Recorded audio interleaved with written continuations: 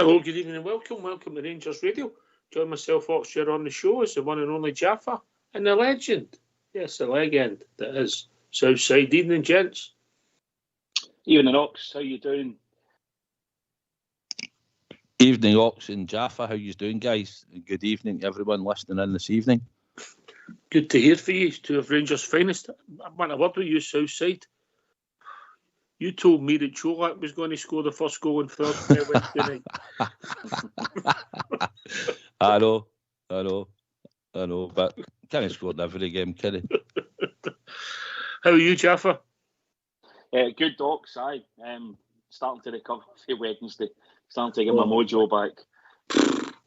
Aye, well, it's one of our loveliest for a long time. So, right. The floor's yours first, Jaffa. On you go. I mean, gutted with the result, Ox. Should never be losing 7 goals at home, but you have got to take some perspective, in my opinion, on it. I thought the first half, I think we all felt we were, listen, we competed. We were still playing against a top quality side, but when I looked across for the enclosure, at who was coming on for the first 3 substitutes, with Salah, Thiago and Robertson, it kind of put things into a bit of perspective. The 2 injuries didn't help Ox. That had a big influence on the game, in my opinion. I thought Goldson was probably our best player in the park. He was bossing their centre forward, if I'm being honest, Jeff. It was Ox. Aye, he was doing brilliantly. So listen, I didn't think for a minute we were going to lose 7, but you have got to put, as I said, some perspective on it. I think, I know the show will unravel tonight, and we'll obviously hear from a lot of the Bears and it'll phone in, and I guess things are still raw, but I still think it's difficult to judge Gio. You can't judge him on Champions League football. I don't think that's fair. If you're going to judge him at all, I think judge him in the league. Okay. All right, fair points, mate. Fair points. Southside, how are you, Biggie? Aye. Sleepless night Wednesday into Thursday. Never slept a wink. What did you say there? That's all right. Don't worry, but I know you're going to crack something, so just forget it now. I know you're waiting on something new. No giving you the door to kick in, right? Right. What was I going to say? No, well, Jaffa said it on all levels. Mm-hmm. We competed. I thought our tactics were just kick the ball up, try and win the second ball. And I thought for the first 10, 15 minutes, we sort of done that. And then Liverpool took a wee bit of a grip in the game, I thought. And then every periodically in the first half, we'd managed to get a bit of possession and we launch it again to the wings. And I think now and again, we managed to get a bit of joy. And then obviously we get the goal for it. So up to then, we'd competed, Ox. Gave away a silly goal for their corner. I thought it was a really poor goal to lose, front post header. Thought Taff should have been on the goal side, right at the post. It's an in-swinging corner. Anyway, we lose that goal and it sort of deflated the stadium a wee bit. Was that a big minute? Was that a big minute for you? Aye, because we had, it takes the pressure off. We gave away a silly corner and that, and then obviously we don't defend it properly.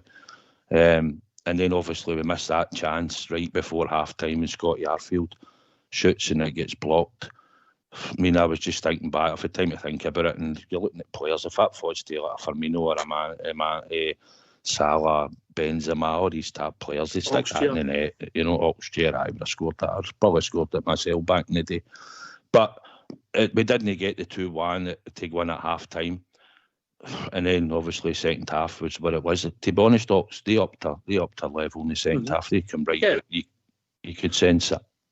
No, their movement was better, and this is where, when I look at it, and this is some of my criticisms, and you two gentlemen can pick it up. This is when we've got on this coaching staff, and they're sitting there, and they're playing forward, and they're putting basically we left 3 men up the park, and they put their 2 fullbacks further higher up to try and start getting us, and they were getting the ball and moving forward, and they were outnumbers in the midfield, and we were doing doggies, Jaffa. And this is my criticism. Our coaching staff were sitting watching that. And that was for the start of the second half till we lost the second goal. No change. That disappointed me. Yeah, and obviously in between that, the injury happened with Ryan Jackox, which took an eternity to get somebody, with a shirt off and get them onto the park.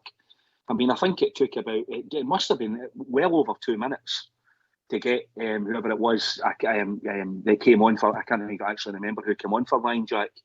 To get him stripped. Stephen Davis. To get Stephen Davis stripped and get him ready, there seemed to be a real confusion with what they were going to be doing and what their tactics were going to be for there on. And listen, look, I know, and you're right, Ox. They came out as a different team in the second half. They pushed up another 20 yards. It was 5 in the middle of the park and almost 4 up front. It was like 9 guys up front, and we got overrun, totally 100% overrun. The third goal killed us. The fourth goal, the rest is history. It's hard playing against football like that when it's so clinical. It was clinical football. Goals kill you. They drain the energy at you. Southside goals change matches. We know that. Aye, I mean, where I sat when they broke, I seen the ball. I knew it was happening. I said to people, "This is coming round the back post." It was a great ball and quality. No, it took everybody out at the back, and then we lost a second one, a third one for McGregor's kick out. And then, obviously, energy will just drop out that team. I mean, your legs will go, you'll feel tired, you've not got the energy that you might have had when you're level, or even when you went that goal up, you get a spring in your step, you get a second wind. That probably deflated most of the team at that point. And it's not an excuse, but your legs will feel heavy and you maybe not react as much. Then Salah comes on, Jota comes on, and they're just gone at you, And quality at the end, for me, it's a bit of a freak score. It's happened, and I'm not happy about it. I'm embarrassed about it. It's a bit of a humiliation in my eyes. Never thought I'd ever go and watch a Rangers team get beat 7-1. But thinking about it, Ox, and I'm going to say something here. I've heard people on this show saying, we'll not lose 7-1 again. I'll tell you what, if you get into that Champions League next year and Manchester City come to Ibrox, or we have to go down there, you try to tell me that team couldn't take 7 goals off us? Take 7 off anybody, mate. Exactly. So how people can come on and say we'll never lose 7 again? Think about the reality about we're competing against when we're in the Champions League, or a good Tottenham team on fire. Are English teams? No, they're good at what they do. They play in a high league. Are the English teams now, are the global teams Southside? Well, they're more globally now because of the amount of money.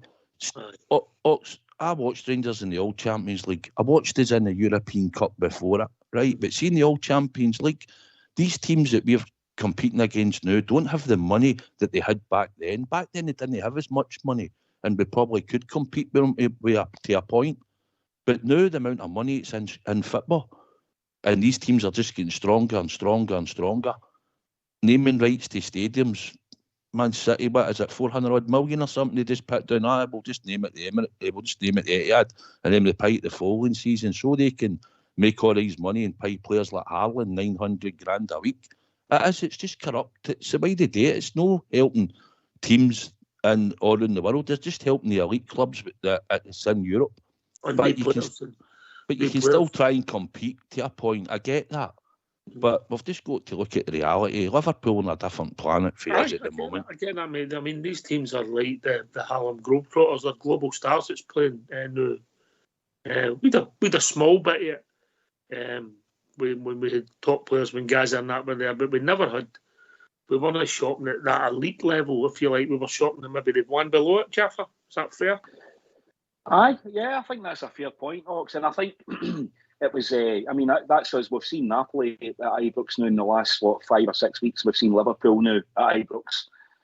We've played Ajax away. Ajax bought arguably one of our best players, paid 27 million euros for him, for Calvin Bassey. Whether you think he's worth it, that's a different discussion. That's what they paid for him. And I'm just making the point of the actual gap between the kind of football the football brand that we're playing in and the leagues that we're playing in, and where we are compared to where the English teams, in particular the English teams, Ox, because you've got the top 6 leagues, but you could break that down even further. You've got the top 3 leagues. You've got England, Germany, and Spain, and you could throw in the Italians into that. But they're the guys that are paying, in particular the Germans and the Italians and the French, are paying players absurd amounts of money. And one other point I wanted to make was it was more than 10 years ago that we were last in the Champions League. And by God, you can see how it's developed and what the difference is in it. Mm-hmm. I mean, we're miles away from that area. Mm-hmm. So money, pot 3, pot 14. Money spent, money turned over means you shouldn't compete. Is that what we're saying? No, I'm not saying you shouldn't be able to compete. It depends on how you're talking about competing. This is just. Right, I'll give you an example. Last night's game at Old Trafford. I knew this one was going to come. Right, okay, so they went there and they held a Man United team that's got spent a lot more money and they get a 1-0 defeat. Mm-hmm. Right, aye. It could happen. Lost the first game 3-2. Mm-hmm. Competed in both legs. What's the size of the turnover of the two teams? A bit of a vast difference, of course there is. It'll be the corner shop compared to Tesco's, won't it? Aye, and we can have this argument. Mm-hmm. You know, we can have the argument if you're maybe more organised and you've got a system of play or you've got a style of play and you're thinking that, and it's we've not got a full team to play. We've got a right back, it's carrying an injury. So straight away when you go in to play Liverpool, you're a man down. We can't afford to play any team in the Europa League a man down, never mind the Champions League. Are you telling me, Southside, in your learned opinion, that our captain and right back isn't fit? No, I don't think the whole team's fit. I've said that. Steven Gerrard had that team a lot fitter than what they are now under Giovanni Van Bronckhorst. And that's why we went to a Europa League final, because they had the fitness levels in them. I'll go to the national athlete of the three is Jaffa. What's your opinion? I agree. I don't think the team is as fit. I think they're probably 20% less fit than what they were under Steven Gerrard. And even go further, I would say they're 20% less fit than they were last year. And I don't know if that's I'm not privy to that kind of information. I don't know if that fitness levels was continued from last November. I would probably say your fitness levels, a lot of the strength and conditioning work sort of done in pre-season. And then with the amount of game time that these guys have got, a lot of the training ground work that they do is just a ticking over. It's just managing their body. Is that the problem then? Is that playing devil's advocate and sticking up for a group of players? Are we going to the well too often with the same players, Southside? When the Tav took that injury, we had our crucial games coming up. We had them to play where he looked shocking. The whole team did. Then we were away to Ajax. Then we were playing a league game. Then we were away and we had Napoli or something at home. I mean, you want to fling a young boy Divine in it right back. He probably thought he could maybe get by in the games. I've watched him off the ball for where I sit at Ibrox, and you can tell the way he's walking and sort of getting about the park. He doesn't look anywhere near fit. But then that's a manager's decision. Okay. I think at times we'd be better with Sydney Divine that rather than a young boy Divine, Jeff, or the way Tav's playing at the moment, if I'm being honest. I think it must be a groin injury, because when I've seen him, he's struggling to kick the ball. Yeah, he's struggling to kick the ball. He certainly knows mobile locks. He's not up and down that wing anywhere close to the levels. Jeff, only my opinion.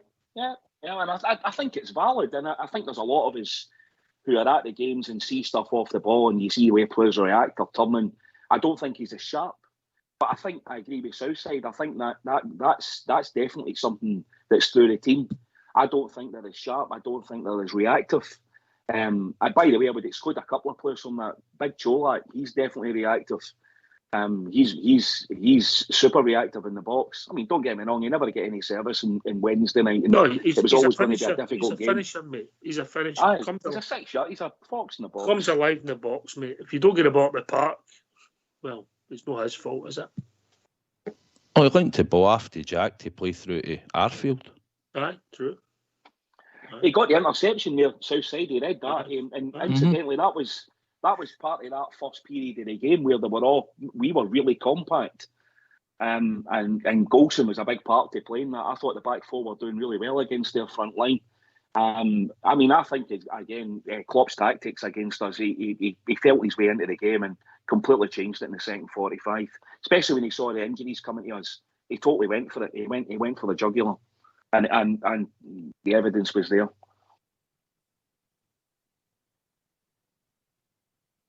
Okay, boys. Okay, we'll come to elaborate on some of the points. But if it's all right with you two, gentlemen, we'll get the phone lines opened. Let's get the Bears in. Aye, get in. See what I've got to say. I use the term gentleman loosely. Right, let's hear from you. Why don't you give us a call on 0141 356 1972. It's your show, it's your platform. Let's hear from you.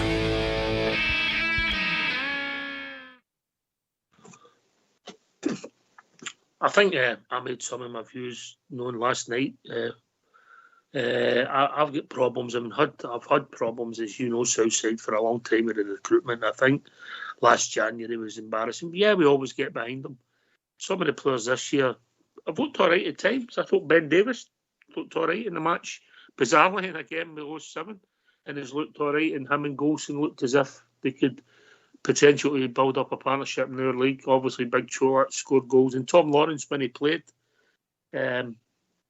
looked not a bad footballer, but we've not really seen enough of him with just Matondo, jury out, Ridvan, jury out, and Suter, jury out. Yeah, so the recruitment, that's a big question.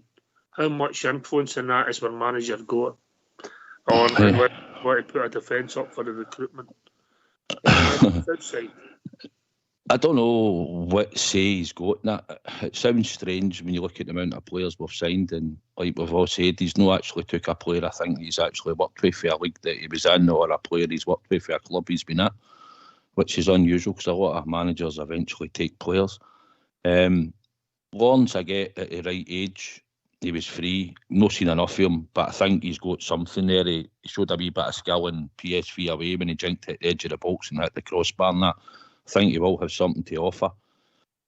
Cholak's doing what we've asked. It's like a one-man team at the moment because he's scoring first all the time and holding us together and getting us off to a good starts. Matondo, sadly, we've not seen anything really for him. I'm starting to think, well, if we've signed him and he wants to come to our club and he wants to play, then do we need to try and play him and see if we can get him into a better form, and maybe a winger that wants to leave and doesn't want to sign for us, although we know on his day he's a good player, should we start distrapping him, you know, and see if we can get the best out of Matondo. Ridvan, I think we've signed him. I don't think we've spent all that money on somebody that we don't believe in.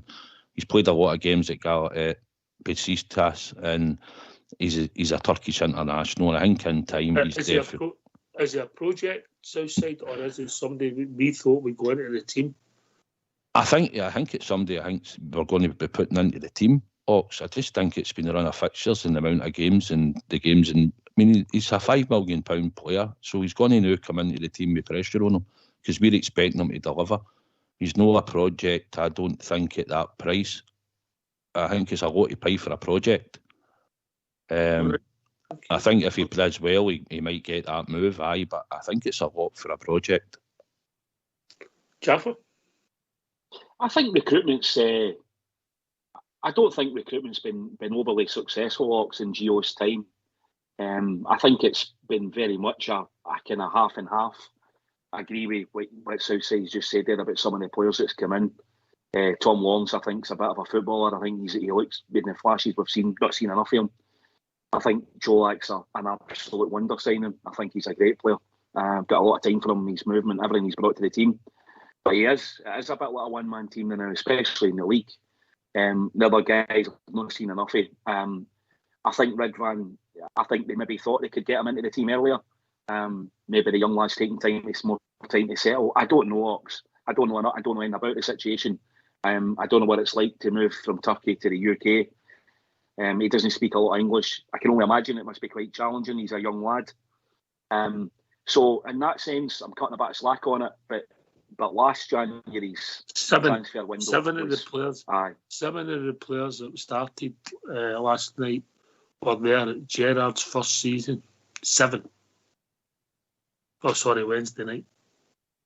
Yeah, and when you put it like that, you know, when we're asking guys like Stephen Davis, I know Stephen Davis, I agree with all of us on this show. I love Stephen Davis to bits, the man. I think he is a wonderful footballer, and I know he's still playing football at a really high level, more than I ever done.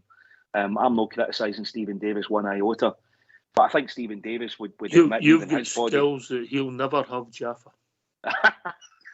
He looks good in a pair of Speedos. if only that thank goodness, I'll tell you that news of the world didn't have a camera on me. that would have finished me. I'll go to the pictures. Anyway. No. But I don't know. I can't, the recruitment is very much, it's no great, Ox. It's good in parts, and there's a lot of it's not been very good. I just think we're asking a lot of these guys like Stephen Davis to come on to the game on Wednesday night. Man alive, what a game to come on to try and ask a guy to pick up, where Ryan Jack had left off, who'd done reasonably well. I thought Ryan Jack had a reasonable game. Jack had a decent game, aye. For me, and I've thought about this a lot since then, for me, you drag Kent on. If you're putting Davis on, you drag Kent off as well. You change your shape, you put Sands on as well. Yeah, you change your shape. Yeah, I was screaming for James Sands to be introduced because his physicality. And legs, and he'll go with legs. Aye. All right, Southside, get your thoughts on it, mate. I agree. Tactically, Gio at times it baffles us, and some of the things he's done. I think, like you're talking about Ben Davis, I think in time, Ox, I think he looks comfortable. He looks decent on the ball. Well, he played every week.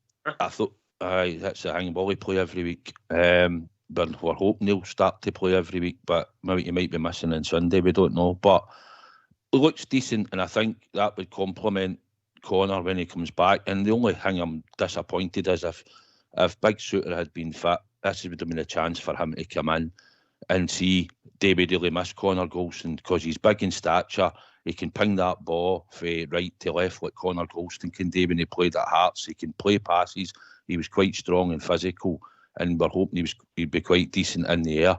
So we're not actually going to see him at the moment coming in and taking that off Connor Golston. So people will say, we're going to miss him, and we will, because we'll not have that wee bit more physicality in there than now if we're going to play King and Sands. But we've had that many injuries to the many players, and we've not had a chance to put a settled team in the park. And you've got to remember, Gio's got to pick a team every 3 days, just about 3 games a week now. And players are getting injured, and we're going to have to fill in. And now we've got other injuries, and we're going to see who's fit and who's available, who can go another 60 minutes. Do you think Arfield would start Sunday after running his legs off? So it's all problems we've got, but it's all problems that Gio will need to solve. How Arfield managed to stay on the park after 50 minutes is a mystery for me, and it was one each at a time. Mystery. I know. And Scotty's done great for us. Anyway, talking about people that always do great for us, we'll be joined by Smurf. Evening, Smurf. Hi, Ox. How you doing? All right, lads. Hi, Smurf. Aye, not bad. I was just thinking, I think it was Southside that was saying, the different spectrums, the Scottish League versus these other sort of the Super Leagues now into the Big Five.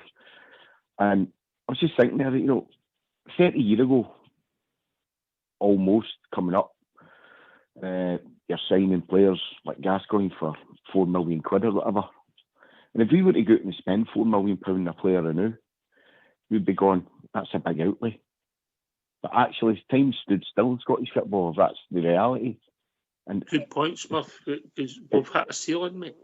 That's the Fox is always banging. He likes to bang a drum, this Fox, but he's banging that drum. Oh, I've got a good story to tell you about. But carry on. But it's just, we've got to try and compete, but at the same time, there's got to be a degree of realism. So, when we are looking at signing players, the recruitment, that department can't get it wrong, because every pound's a prisoner. You can't speculate too much. Your due diligence has got to be spot on, and you're looking at, and it's no harm to the boy. He's a good player. He's big shooter, big soapy coming in for Hearts, but 2 Achilles injuries, 2 operations. I think that's just the 3rd one he's had now. It's a different op. I believe it's a different op, mate. Aye, but the song remains the same as far as I'm concerned. I've been sitting there thinking, and I don't like writing people off, because he's only just 2 minutes at the club, and he's got his personal problems he doesn't need to doesn't need to be spoke about. But you're thinking, should we just be writing that boy a cheque and just saying, look, part ways and no hard feelings? And the same, even this early in the season with Big Ellender, because he's not going to get a new contract surely at the end of the season, and just start planning the rebuild now. The trouble is, mate, they 2 cheques, that would most likely cost you what, 40, well, would Suter going to go in his contract 3 years nearly.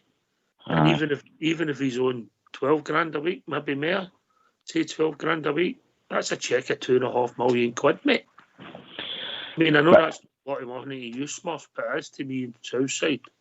Aye, well, I don't know about that. But the thing is that either way, we've got to go out. We need to sign somebody under freedom of contract as soon as possible. We've got to go and spend money out of necessity. So I just think going forward, there's going to be a 360-degree review of all aspects of the club. We're going to do a U-turn in my signing policy. That seems to be quite popular at the moment, U-turns. Jaffa?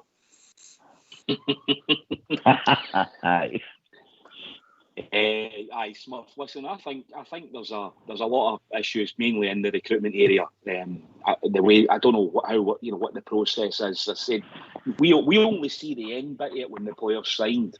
We don't know anything that happens. I mean, I know the model is to try and get young guys in like Ridvan, develop them, and this player trading model, sell them on.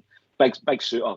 I think the way that I don't know this, but I think the way that's probably been viewed was it was a bit of a shot to nothing, because it was a free transfer, so he was end of contract, so there's no transfer fee, so it's just a wages deal, and you're hoping the big guy. What you're not hoping is that he's going to be injured and sitting in the doctor's surgery for the next 6 months. Sadly, the doctor's surgery at the club is overrun with players, because I think we're up to about 11 or 12, which is just incredible, the amount of injuries that we've got.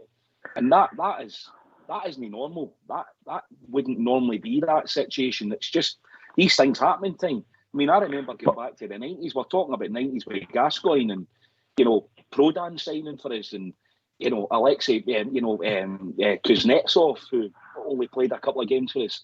I remember at that time thinking, could this get any worse where these guys were coming in? We were spending money on them, and there was a lot of them were all lying in the doctor's beds. Aye, Sebastian Rosenthal as well. Sebastian Rosenthal, yeah. You unfortunately in professional sport, these things sadly do happen. But I don't know. I do agree with you. But the Ross Wilson thing, there's big issues, to be decided there. Whether Ross is going to be the guy taking us forward, or whether that's going to be a change. I mean, we were talking earlier on there. Sorry, just quickly, Smurf, I'll let you come back in. We were talking just a few minutes ago there about how much involvement does Gio have. I mean, all this discussed even on this show a couple of months ago. And I think he was asked at one of the press conferences that question, and he came out right and he bluntly said, he had involvement in all the signings. I mean, I would find it astonishing if he said he didn't have involvement in it. That would give me the fear of God if that was the case, that he didn't know who was getting signed. At the end of the day, he's the manager, isn't he? It's got to be his final say. Aye, but the involvement could be anything for he's watched the players himself in person, or videos, etc., or been shown a Panini sticker book. I mean, you don't know what level of involvement he's got, is what I'm trying to say. But here's the question: do you see the amount of injuries we've got? And then when you look at the fitness levels of the players, which doesn't seem to be there, do you think there's a correlation between the two? Because we can only play 5-a-side in training. That's the only players we've got.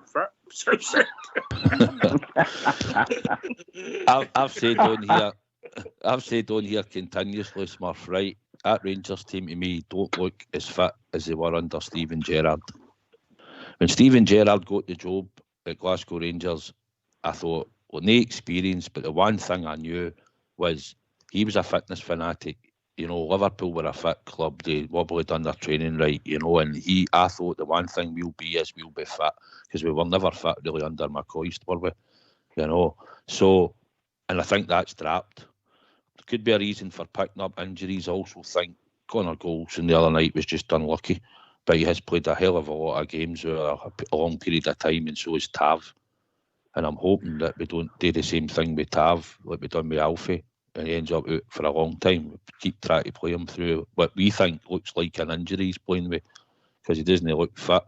Could be a reason, Smurf. And just quickly, see, like you said there about Ajax, right?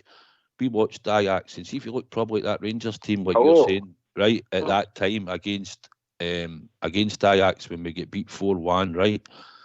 What I was trying to say is, we've been out of Europe for that long in the Champions League. Ajax were still getting into the Champions League and been accumulating money. But see if you look at what they've actually got now, how much they've actually got now, we've just got our first chance back in the Champions League. They've been making money in the Champions League, whether they've been in and out it for the last number of years, and they've obviously getting a better pedigree of player along with their academy that's renowned. So we don't, and I just think this is an overreaction to the result of the 7-1. It's a sorghum, and it's humiliating, and it's killed us all, man. It's a sorghum to take, but the reality is, a team like that on their game could do that to most teams, and that's what we've got to understand on here. All right, we've been joined by Graham. Evening, Graham. Hello, lads. How are you? All right, mate. Hi, Graham. How you doing, mate? Hi. Hello, very well. I just want to say that I think that Wednesday night's result is a slight step too far. We've taken some absolute scalpings over the past couple of months. And I just want to say it's time, I think, that Gio gets shown the door. Now, I don't like rushing into these decisions very quickly. But I think give us your rationale, Graham. Explain your rationale, because I know that somebody will be itching to come back at you. Going in, the floor's yours. Put your case forward for the prosecution. My case is like this. Last year, Steven Gerrard leaves to Aston Villa. We are 6 points clear of the Scottish Premiership, I believe. Gerrard leaves, Gio comes in. We end up losing the league by 4 points, I think it was. Now, that is just not good enough, I don't think, when you look at the season Celtic had just had, and the way that Giovanni managed to mess it up so bad. I know we got to the Europa League final, but that only matters if you win it. Scottish Cup was the only decent thing about last season. So I think we should get rid of him. And there's some top manager out there without a job, like Zidane or Tuchel, who's just been sacked by Chelsea. I don't see why they wouldn't want to go to Rangers, in my opinion. I don't know, mate. I think the league might be a problem with that. So your rationale is the league forum in the last calendar year, we were 6 points in front, roughly. He's and then ended up 4 points behind, so that's a 10-point swing, and he's also behind this year as well already. You accept there's a difference in class in the Champions League, but we've not competed as well as we expected. No saying we should have won any of the games, just saying that we should have competed more. Is that your rationale, Graham? Of course, because we've done so well in Europe last season in terms of like competing with teams. Also, we never won anything. We got a bit of luck at times as well, But right, okay. I'll for the defence, I'll bring in Southside. Graham, right? We drew games last season, right? McGregor, Ross County away. Hearts at home. That's no Gio's fault that he's flapping at Boz coming in and costing us points, right? I think, and we did have the points lead, right? Gio's lost 3 games. 3 games he's lost in all the time he's been here in the league. 3 games. Yes. Mm-hmm. He's got a 67.8% win record, more than any other manager apart from Ali McCoist, who's got a better win record in the lower leagues. Aye, it's 3 times to the aim, and it's a sore one. Of course it is. And we did. The players cost us the league last year. Individual errors cost us the league. 2-0 up at Ibrox, and can he even see that out? That's players and errors that happened in the game. I can go with things about certain decisions and substitutions and stuff. But right now, we're 2 points behind them. And Ox spoke the other week and asked people, do you think we could win the next 10 games? Which, when we look at the fixtures, we all said, I said we could probably win them all. So I'll say to you, if we win our next 7 or 8 games, whatever it is, if they play in the league, and we're ahead of them or still in the same points, do you still want them sacked? Well, no, but it's a very hypothetical question. I'm talking about right now. But you only want to sack him now because of a 7-1 result against Liverpool. Graham, no, it's not just that. Graham, did you want to sack him on Wednesday morning? Yes, I did actually. All right. I wanted him gone since around the game against them, you know. Mm-hmm. So I wanted him out since the 4-0 loss. Right, okay, I'll respect that, Graham, right, I'll respect that. I just think a lot of people's reactions been since that result against Liverpool. Most people that come on the show or spoke, 1 or 2 wanted them gone, but most people, when they were talking about it, nobody mentioned sort of sacking them. I respect what you're saying, but if you look at it, we've lost 1 game this season to them. We didn't turn up, and it's happened before. I get it. Last season, Graham. I said here a couple of weeks ago, a clean slate after the break started, and let's have a go at winning all these games in the league. I think Europe, we've just got to take realistically that Napoli are a good team. They spanked Liverpool and they've spanked Ajax. So they're a good team, they're a high quality team. Liverpool's the same, and Ajax are better than us, as we know. So if you take away the European performances, we should have had the 3 points at Hibs, conceding a goal in the last kick of the ball with 9 men. So I don't know what everybody's complaining about. We can argue about his decisions and stuff, but in the league now, we're still well in this. And I don't think they'll go their next 8 games winning, because they're 4 near the line in games. But I'm not interested in them. I'm interested in us, and I think that we can still win our next 8 league games. Well, for all due respect, sir, obviously you're saying you can't think about them. They realistically are our only competition in the league. Don't you think? 100%. I agree with that. If you think that we can't think about them, we have to think about them. We have to be better than them. If we're not better than them, we do not win the league. That is the bottom line. And since Giovanni has become the manager, we have gotten worse than we were under Steven Gerrard. Under Gerrard, we had 6 points clear. And before the season before, we just went through a full season unbeaten. Now listen, I don't know what to tell you, but if you do not think that is worse going backwards down the table, then did you think? Problem. Can I come in there, please? Wait a minute, Smith. On you go. Graham, did you think they were going to continue your when you have your best season ever, as far as statistics is concerned? Your chances of beating that again are remote, aren't they? Well, obviously I never expected us to, go unbeaten again. That would be crazy. But I did expect us to win the league by a very far margin, due to the fact where Celtic were, due to the fact where we were in terms of... Whether we like it or no, mate, they threw about 40 million quid at that. Well, yeah, of course they did, but at the same time, you can spend all the money if you want. If you need a full, and the only really ones that were still there were like Cal McGregor. Other than that, no one really was still there. They had to bring in pretty much a new starting 11 and start from the back again. And if you looked at their first couple of games, they lost against Hearts, they lost against us, and they lost against Livingston. That was like 3 of the first, 7 games or something like that, if I'm not mistaken. So, listen, pal, they were in an absolutely horrific place. They were down on their knees. We should have actually taken advantage of that a lot more, but we didn't. We were sloppy. We were sloppy, particularly after the break, when they moved the break as well. When you come, Smurf? Hi, Graham.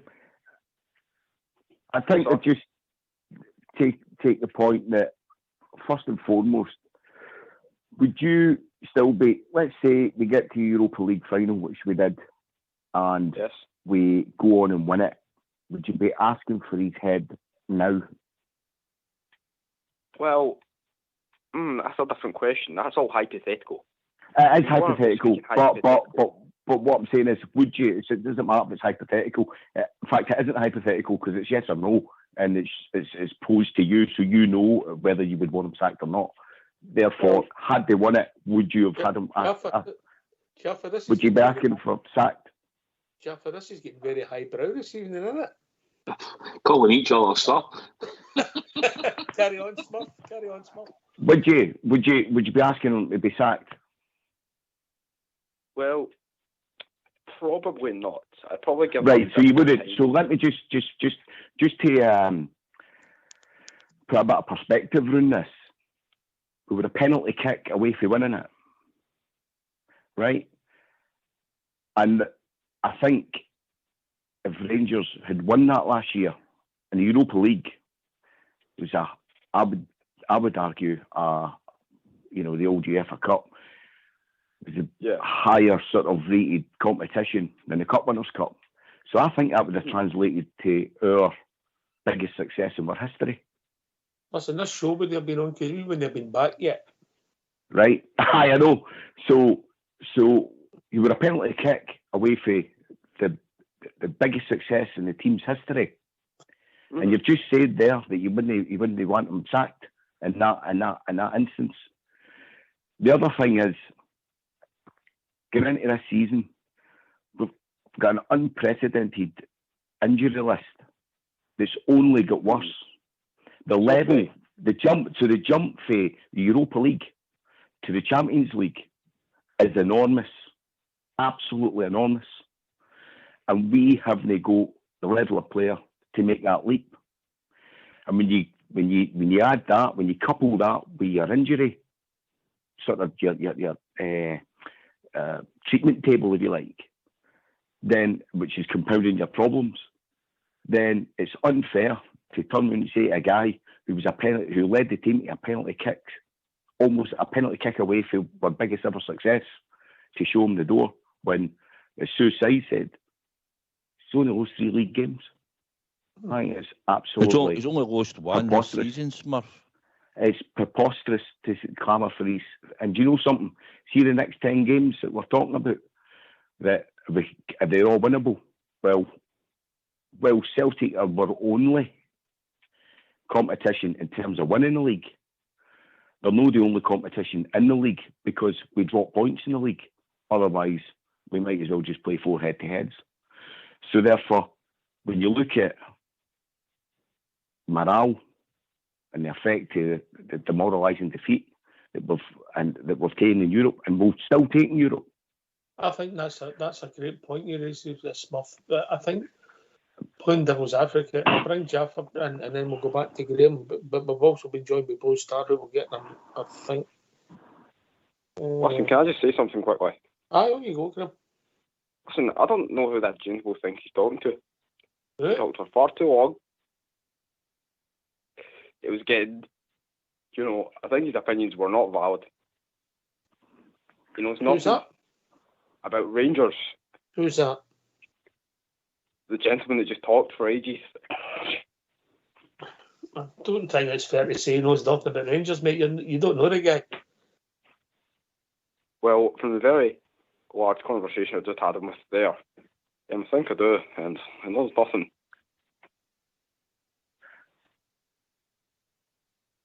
We're entitled to your opinion, Graham.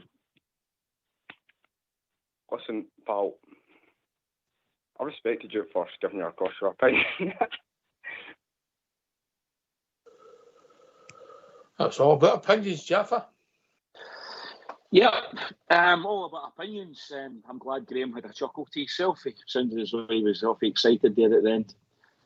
But we all see things differently, don't we? I certainly am. I'm with Smurf in this one. Right, I'll ask you this then. I'll take Graham's side up. Right, I get that. I get the statistics. I get the statistics of the whole Giovanni reign. And by the way, I think most people, not most people, but it depends what you build up. What success? The Europa League, what's beneficial to the club? The Europa League or the Scottish Cup?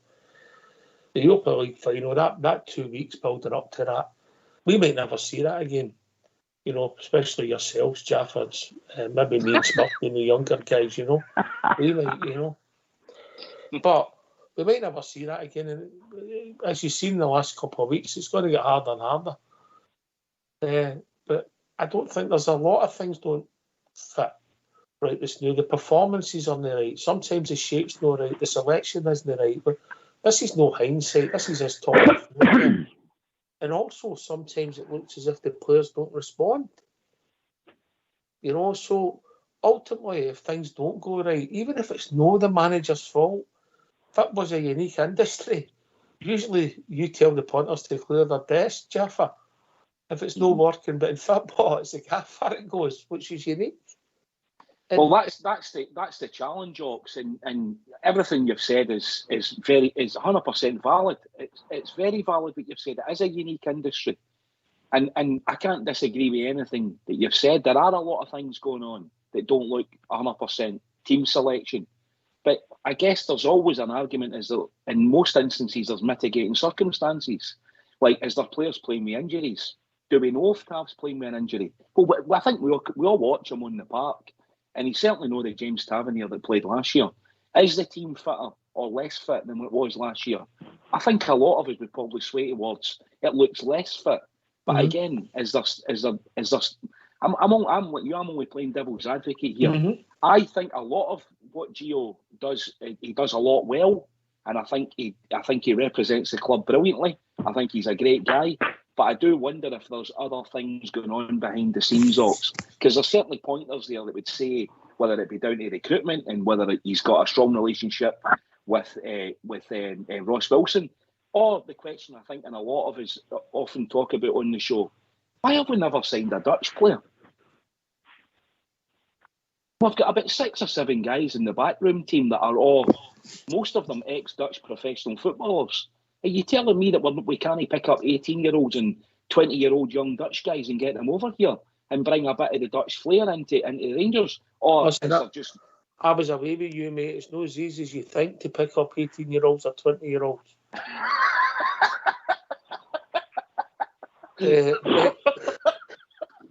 Oh, dear me. Right. No, but that's that. Listen, maybe they've went for the Dutch players and they've not wanted to come to the league and they've not wanted to take the ones of lesser ability because they don't think they're better than what they've got.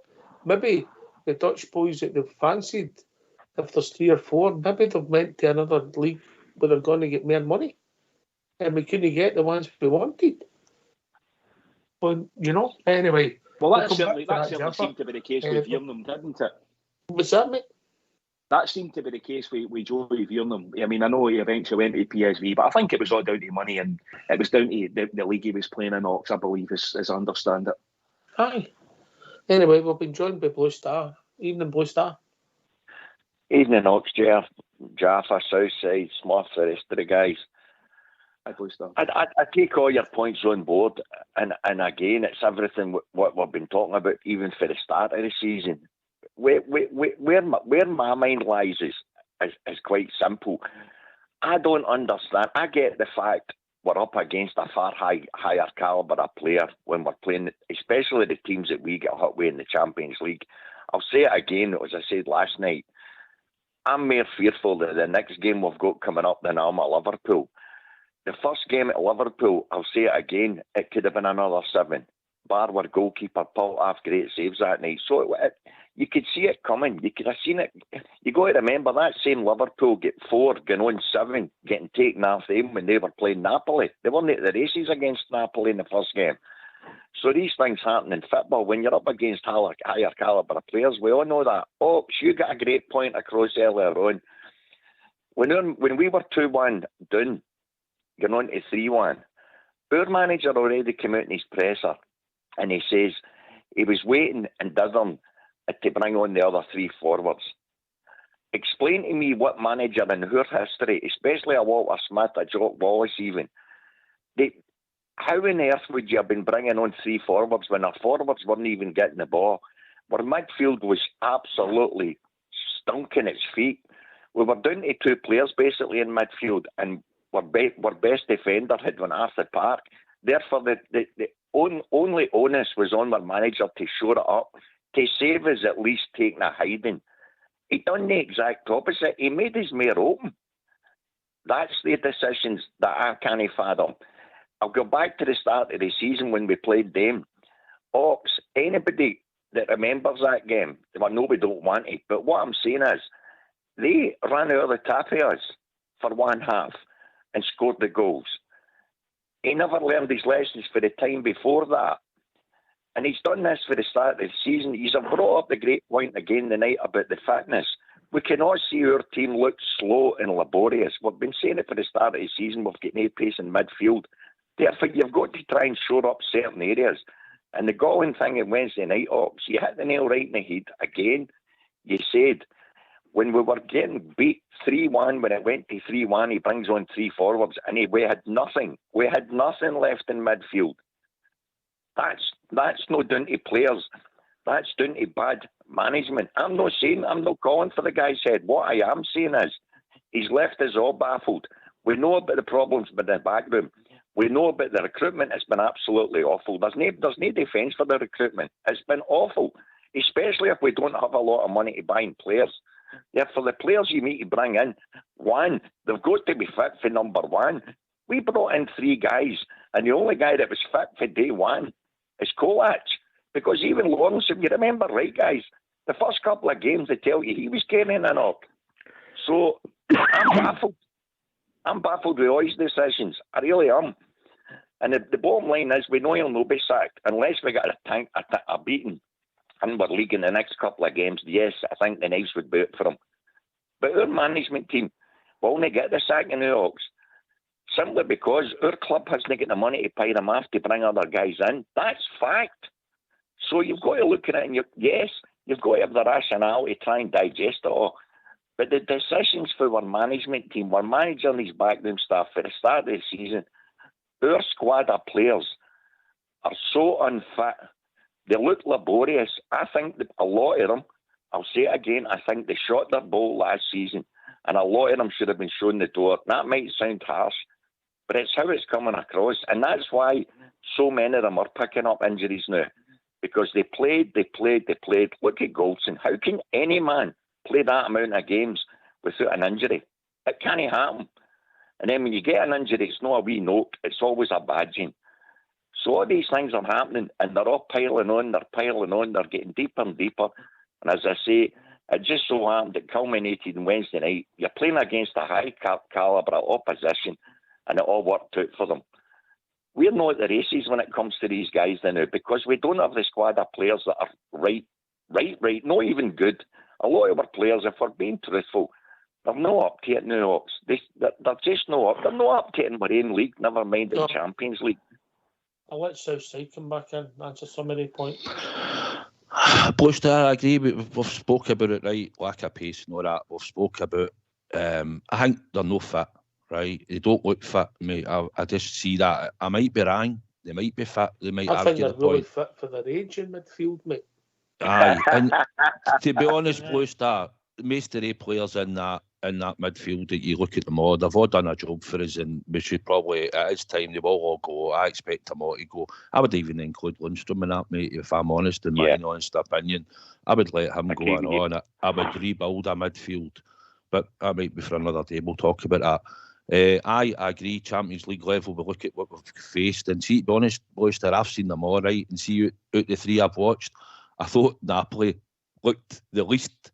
They didn't. It took them a while to get a goal against us, and we got a man sent off. As I'm talking about, as I've watched them against us, like Ajax away the first time, and then watching Liverpool twice. They've looked the least best team out the 3 at that point. But when you look at them overall, they're sensational. You know, they're some outfit. And I agree with you. Could have battered Liverpool. I just would you honestly? I mean, look at the problems we've got now with injuries, and Gio's now got to get a team together for Sunday, and then he has to get a team together for this quarter-final of a cup, and he's got to keep us in this league. We looked at the fixtures before any injuries happened, and we all agreed we could win the vast majority of them, if not all of them. I thought we'd win them all, Jaffa. Thought we might draw one, I heard. But looking at it, we need to have a go at this, and if we can get these 9 wins in the league, and we look at it then, I think they'll follow the line across the city. I'm not guaranteeing they're going to win every game, but we only concentrate about us, and we've took some injuries, but surely we've got to battle the hatches down here and support the manager and look for the players to get a result, because it'll be a hard game now that we're going to be injury hit, and they've had a hard game midweek, ran the legs after themselves for 45 minutes. I think we just ran out of steam the second half. I just think the team just collapsed with the amount of effort they'd put in, and they started getting overrun with a better quality of quick passing football. Blue Star, I think that killed us and all, and then when you put into what happened, so we need to go out here on Sunday and we need to get a win, and we need the players to try and get a performance and get us across the line. Mm-hmm.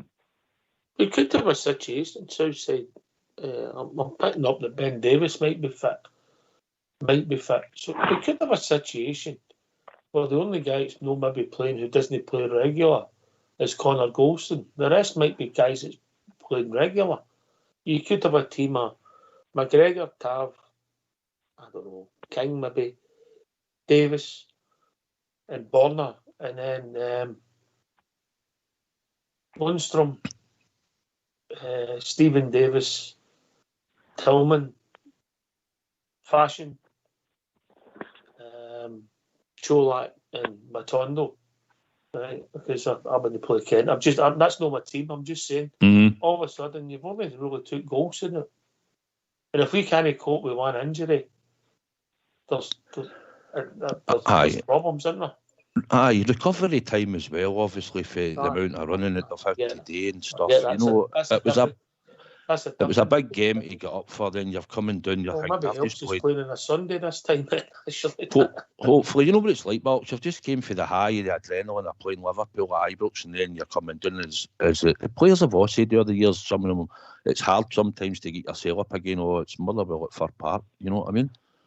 But you're a professional when you play for Glasgow Rangers, and this is what's expected of you. Aye, interesting times, Jeff.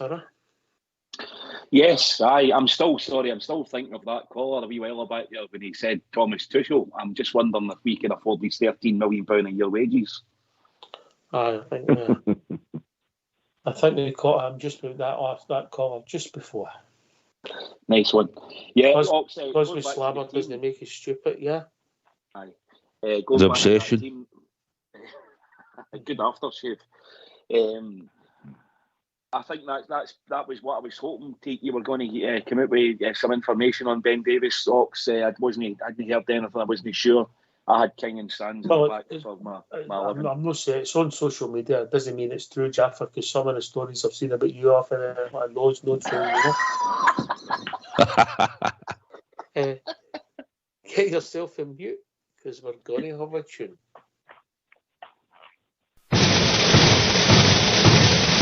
Sure, I was dreaming of old Ibrox, of her slopes and great grandstands, and I dreamed about the Rangers, the best team in the land.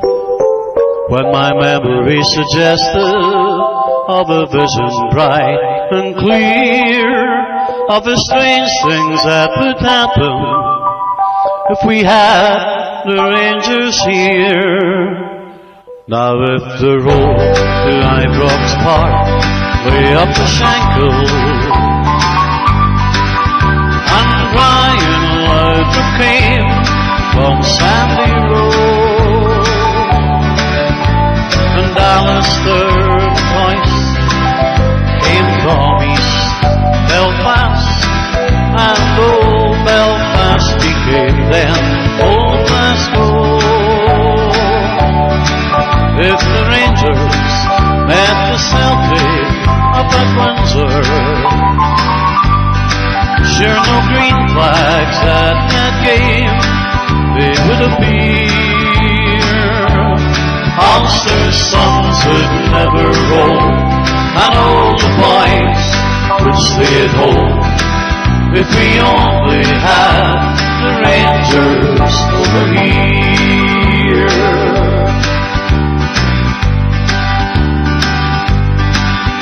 I dreamed about her Ulster men who wore the shirt of blue, Bertie Manders and Sam English Laurie Hamilton, the canvas too. I have dreamed of Whitey MacDonald, who came from Lisburn town, and the greatest Billy Simpson, who never let them down. Now if the road to Ibrox Park way up the Shankill, and Brian Laudrup came from Sandy Road, and Ali McCoyce came from East Belfast, and then old Belfast became old Glasgow. Then the Rangers met the Celtic up at Windsor. Then no green flags at that game, they would appear. Ulster's sons would never roam, all the boys would stay at home. If we only had the Rangers over here, if we only had Glasgow Rangers over here.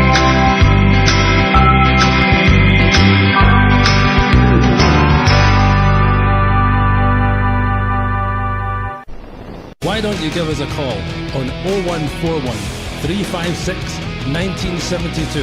It's your show, it's your platform. Let's hear from you.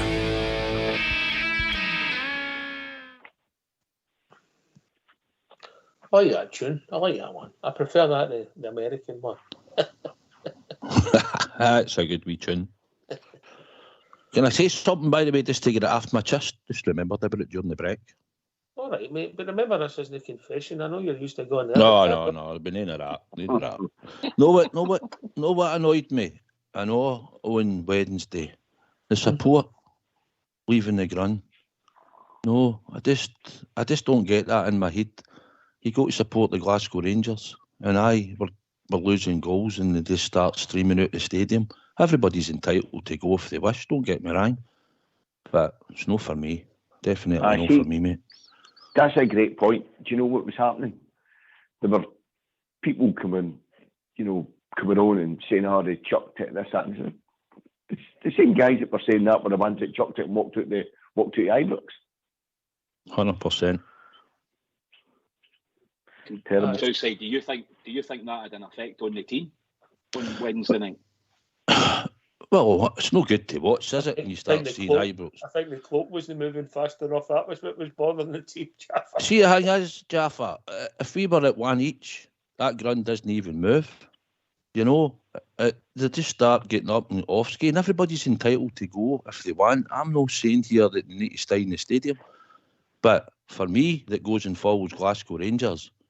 I think we were getting gubbed 4-0 in Ajax away. I was off at the ground. Not that they let you anyway, you're kept in, but no, you weren't gone. You stay and watch your team, you support them. That's what you're meant to do, is it no? I think it did affect the team, Southside. I agree with you. I think the players were probably...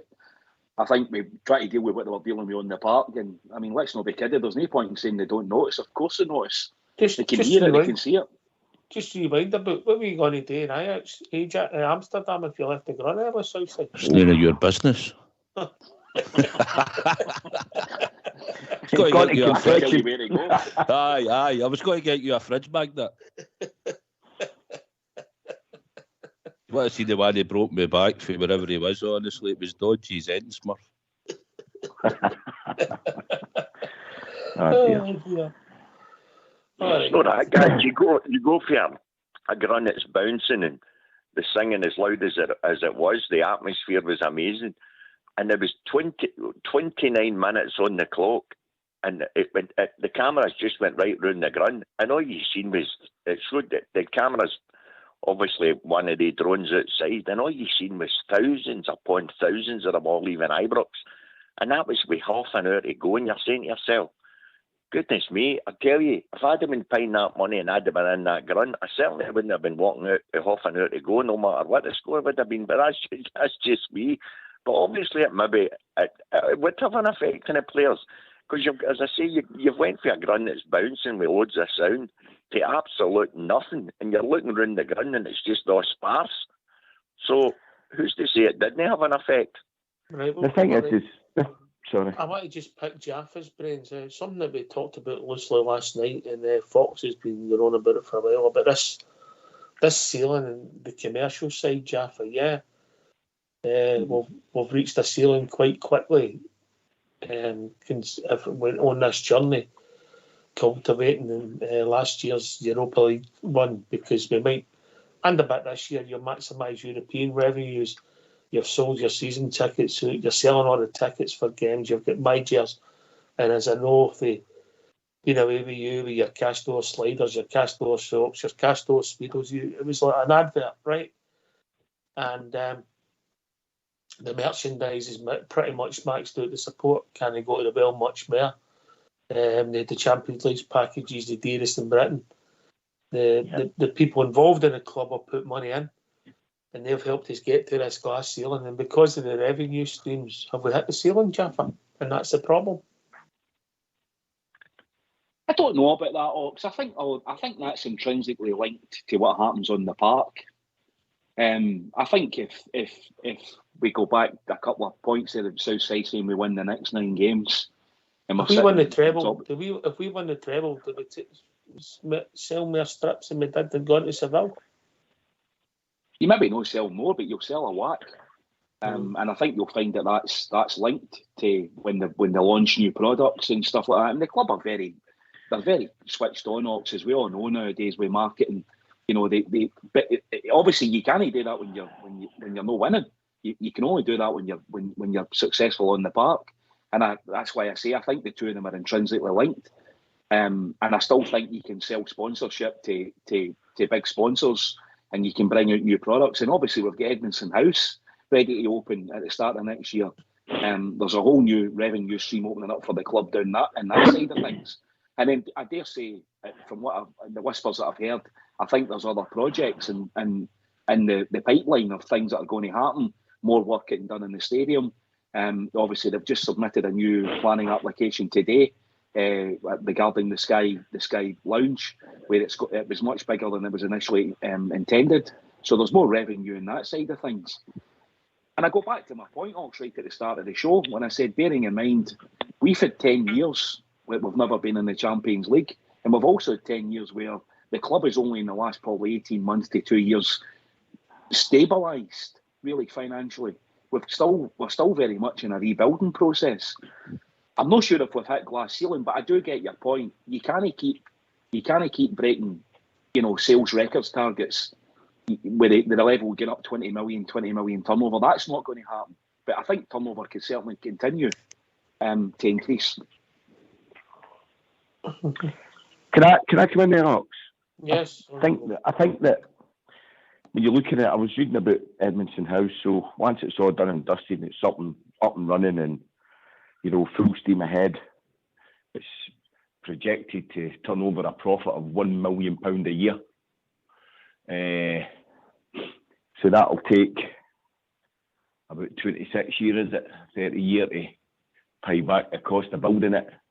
And I think that all the other projects, for instance, you put new seats in, it costs far more than it will generate probably.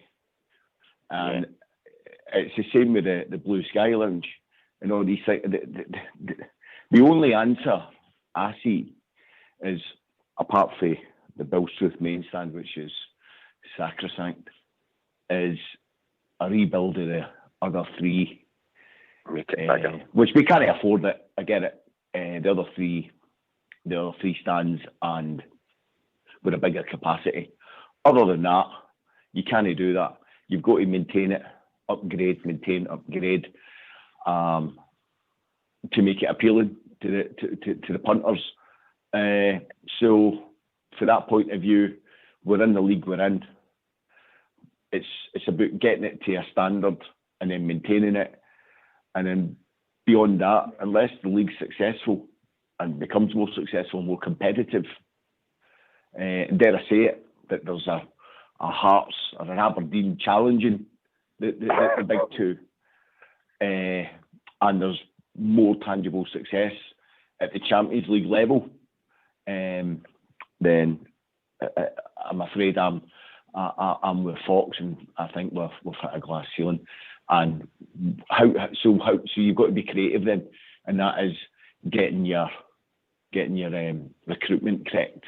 We signed that boy for Poland, the young fullback, can't remember his name, and he's away back on loan. And there's talk about Yilmaz getting back out on loan again. They're not at the races, but I don't think. And aye, we'll be joined by Bob Jar. Evening, Bob Jar. Good evening again, everybody. How you doing? I'm not too good at the economic stuff. You know that. I know that. All I can say is that we are where we are now, and we've got a game on Sunday against Motherwell at Fir Park. We've all seen it before. We're in the SPL. We've just got to get on with it. It's as simple as that. We took a drubbing off a world superpower, and there's shame in that. They can do that to anybody. So let's just go with what we've got, like a man said the other night. And that's all we can basically do. Let's try and just get on with it. Here's your playing staff and the manager we've got, because I don't believe in changing managers. That's what I've been tried and trusted. It doesn't happen. It doesn't work. And to me, to say things like about Thomas Tuchel or Zinedine Zidane, that's not going to happen. I think he was a spoof caller. He was a spoof caller and being polite. Aye. Yeah, I know. But ask yourself, and the climate that we're in, would Zidane or Tuchel do any better? I don't think so. So football teams are expensive commodities, eh? We all know that. And we are where we are. So we've got all these domestic trophies to play for, the three of them. Let's get the heat down. Let's get as fit as we can and as good as we can and get on with it for the rest of the season. That's all we can do, guys. The Champions League was a forlorn hope. We all knew that. How do we turn these fans into supporters, Southside? Oh, don't get me started. It's like, see me, you're talking about the brands and Smurfs in there, Ox. We've had to build our brand back up. No, we've been doing the leagues and we've had to build us back up. And the Europe, as I said, Europa League put us on the map and we could manage to generate some money. I think Bisgrove, he's had a few faults, right? But he's built up quite a portfolio of businesses to join us. And we're having to build that back up. And obviously, like you say, as you're talking about, when we go into Champions League, we can charge more, as we've seen, we were the dearest in Britain for a Champions League ticket. But I just think you think that's right, Biggie? No, it's not right. But probably in the climate of where we've been, Ox, and the money. Sorry, I'm going to cough. Sorry, I hit mute there. Is that because you mentioned money? Carry on. I was thinking of Bridges' money. We've had to build that back up, and obviously my jails, they're saying that generates a couple of million into the club. Mm-hmm. Edmondson House here a while will generate maybe $1 million into the club, and we've got to look at other avenues to try and generate money. But we might be at that ceiling point of what we're talking about, because the supporters have went to the well once too often, I think, this year. I mean, bringing out a fourth strip, come on. You know, especially when you've had Champions League packages, you've got cup games coming off and everything else, and just the way the world is at the moment. You know, with people, we all get bills to pay, and most people are struggling at the moment. So we've all put our hands in our pocket for the club, and it's something that we don't generate a lot of money. So when we try to pay wages and we try to buy players, we've got to work within our budget. I think probably also if we could get in the Champions League again, we could maybe try and buy 2 players, maybe £4 or £5 million, and then you maybe look for a couple of cheaper options and try and build a squad of players, and then hopefully a year or two down the line, like we done with Bassey or Patterson. He was different with the project, but a Bassey might come in and out the team and then get a run in the team, and then we move him on, and that generates money into the club, and then we can try and recycle it a bit. But we just can't go out and spend the daft money because we're competing in the Champions League. Oh, you know? Can I come in there, mate? On you go, Poster. I need to go and make my man supper, Ox. The whole process all resounds around there. I think you're right in what you're saying with Foxes too, with a glass ceiling. I admire guys like Southside and Big Steve and them all because they go to all the games, the away games, whenever they can. The money must be astronomical. And as we all know, the prices for our Champions League tickets were even dearer than Liverpool. So you've got to take all that into consideration. Are our board truly taking that into consideration? Are they taking too much off the fans? Because you look at the one thing, it all resolves around one thing. If you've got a successful team on the park, the fans will always be there. And the fans will always be there anyhow. But, and it's a big but, it all resounds on to winning that league. And that's, Bob's just right. Got to get their heads together. And the proof in the pudding will come out when they see the accounts, when they have their AGM, because there will be harsh questions put to them, Ox, and rightly so. If you're telling me if they spent the best part of 12, 13 million on players, if the figures are right that we all think what was brought in last year, listen, your Edmondson houses, as Smurf and that say, that doesn't add up. The most important thing is the team on the park, and you've got to keep accumulating you've got to keep speculating to accumulate. And I'm being truthful, the recruitment just hasn't been up to it at all. And think Southside's right there. It would have been better bringing 4 guys in at 5 million quid with quality as bringing in 7 and 8 that can't even get a run in our team, i.e., especially ones that are already injured. And we all know that. That's no anybody being bright. We can all see that from ourselves. So hopefully, here's hoping. They must push on the Ox. The be-all and end-all's winning this league to try and get more money in. And if they're successful at that, they're going to get more money in. It's when the team flags, that's when all the questions kick and the fingers are getting pointed. But thanks for having us on, guys. Great show as always. Cheers, and here's hoping onwards and upwards. Cheers, Blue Star. See you, Blue Star. All right, look, I'm going to put you on the spot. Jaffa, we'll assume Ben Davies is fit. What's your team for Sunday? For Sunday, McGregor, Ox, Tav, King, Sands, Barisic, middle of the park, Lundstrom and Davis, Sakala, Arfield, Matondo, and Cholak. All right, okay. Southside?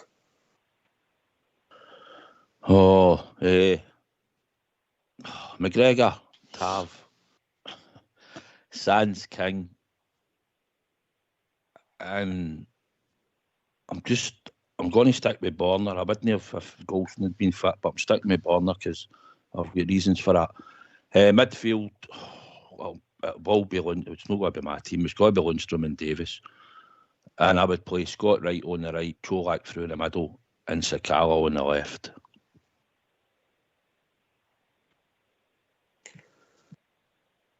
All right, okay. All right, we've been joined by Big Al. Evening, big man. Good evening, gentlemen. Hi, Al. Is that the holy trinity of a panel tonight? Smurf, Ginger, and yourself, Ox, aye? Yeah, it's good to hear you laughing, Southside. What was I going to say to you? Just one of the comments you made, the fans leaving the stadium. I think everybody's got the right to do what they want, but I don't think they're leaving the stadium because they don't support Rangers or that. I think they're leaving the stadium because they're not getting entertained. They're in the entertainment industry. They're charging top prices. I've heard Ox, you must be biting your tongue all week since that game. I've heard it in your voice, buddy. Lack of desire, lack of heart. That's what's missing in the team. I think it is time for a change in manager. I just don't think he's can motivate the players. If we change the manager, we're going to stick with some of the heartless players that we have till we can change it. That was pretty embarrassing during the week. I don't know. Liverpool, your Napoli's, they're at a level that they can just turn the screw a wee bit when they need to. They can turn it on and off. But that still doesn't stop us for having heart, desire, running players down, getting in players' faces. I never seen any of that in the second half, and I think it's a thing that now the team has. They'll not be able to get rid of that until somebody else comes in and boots them right up the arse and grabs them by the throat and tells them what they need to do on the park. I think we've all said if we see the team playing with a bit of heart and a bit of desire and they're in people's faces and they get beaten with better players, that's acceptable. But I don't think it's acceptable just to be nonchalant about it. And there's a lot of players there that really need to have a good look in the mirror. And if they don't want to be there, just go. It's fine. It's fine with me if you don't want to be there, and get players that can play a wee bit better. I've got to the end of my terror with Ryan Kent, mate. There's no doubt the boy's got ability, mate. But he's gone. Enough. He's gone. Nah, he's gone. We get beat. We actually done well to get beat 7-man because we played the whole game with 10 men.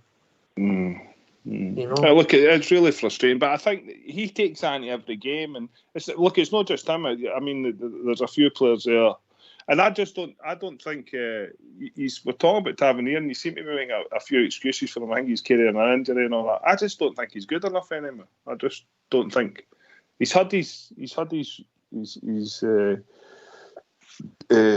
time in the limelight. I just think he's not good enough, and I don't think teams can't, and in football and in sport, and even at your own work, you can't be sentimental. You might like the guy, but he's dropped in form or whatever. You've just got to get rid of him. All the top managers get rid of players that are still good quality players, but they're just not 100%. They're down to 98%. They're down to 95%. That's no good.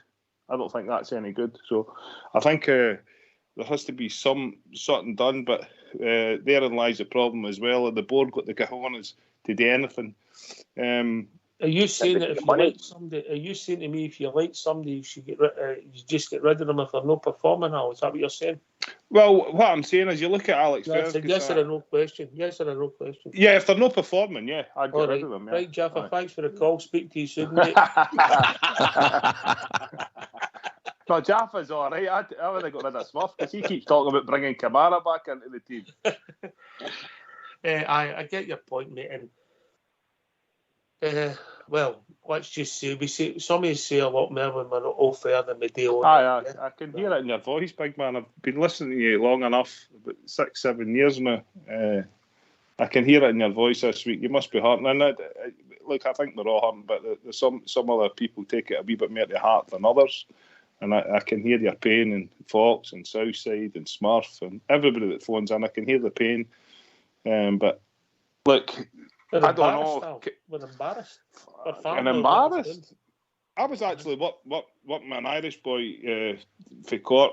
Nice guy. He kept turning around to me, says 1-0. So I went, it's 1-0 to Rangers, and then he went 1 each.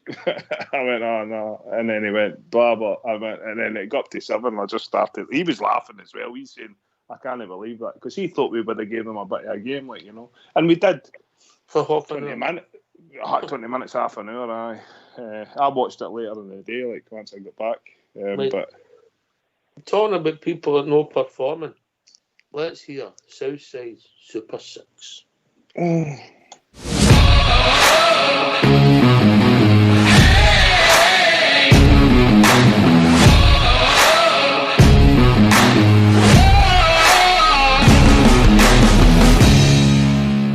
Hi, welcome to Southside Super 6 for Saturday the 15th of October.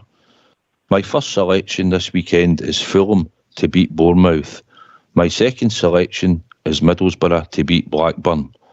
My third selection is Sheffield United to beat Blackpool. My fourth selection is Burton Albion to beat Morecambe. My fifth selection this weekend is Ipswich to beat Lincoln. And my last selection is Port Vale to beat Forest Green. And the Super 6 pays 21-1. My Rangers bet this week is Rangers to win 2-0, and that pays 13-2.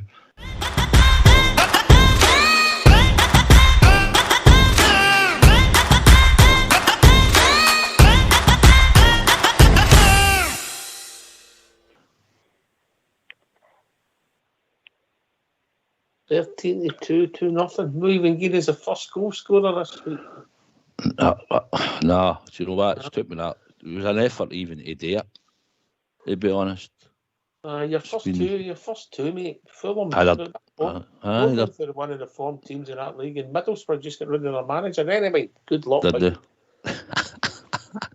I'm just going to go, boys. But look, thanks for taking my call, and don't be throwing yourself. Big man. Don't be. You take care of you. But is Big Jimmy all right? As far as we know, mate. Aye, as far as we know. Just I've not heard them, man. Right, no worries. Right, look after yourselves, gentlemen, and take care. See you. Cheers, mate. Take care. Bye.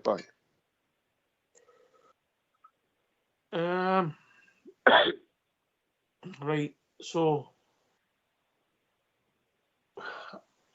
Ryan Kent, that guy was right. He's Jaffa. If the boy wants to move, that he's entitled to that. Yeah, people would argue that he's earned the right to do what he likes with his contract. He's done all right for us. You know, and fits and starts in a couple of games in Europe. He's been excellent for us domestically. In the last calendar, maybe since Stevie G left, maybe he's not clicked with the new manager. It's time for a change for both parties, and I'm being kind when I put it like that, Jaffa. I think so as well, Ox. Yeah, that's my take on it. I hate using the expression because I don't think that. I think it's just a bunch of words. They've chucked it.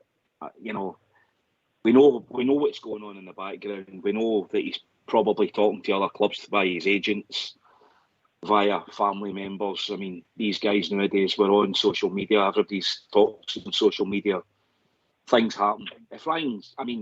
Ryan looks to me as though he's playing 70 or 80%.